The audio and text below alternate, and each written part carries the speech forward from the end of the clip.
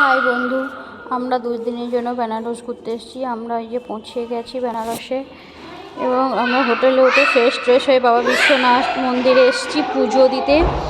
এবার প্রথমত বুঝতে পারিনি যে সুগম দর্শন আলাদাভাবে করতে হয়। আমরা নর্মালভাবে লাইনে দাঁড়িয়েছি এবং লাইনে দাঁড়িয়ে দেখছি প্রচণ্ড ভিড়। এখানে সকাল 4টে থেকে 5টা অবধি বাবার মাথায় জল ঢালতে পাওয়া যায়, সেটাই নাকি সুগম দর্শন।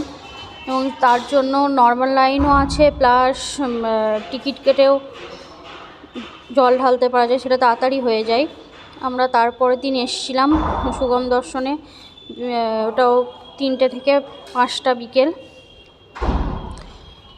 এই যে আমরা এখন ঘাটে পৌঁছে গেছি, সন্ধ্যা আরতি দেখছি। এখানে সন্ধ্যা আরতিটা খুবই সুন্দর হয়।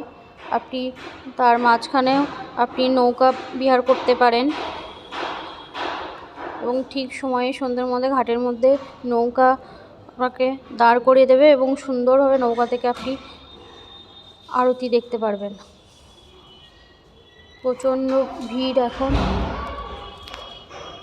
যদি ভিডিওটা ভালো লেগে থাকে লাইক করবেন, শেয়ার করবেন এবং সাবস্ক্রাইব করবেন। আরও ছোটো ছোটো ভিডিওগুলো আমি দেব, আপনারা দেখতে পারবেন।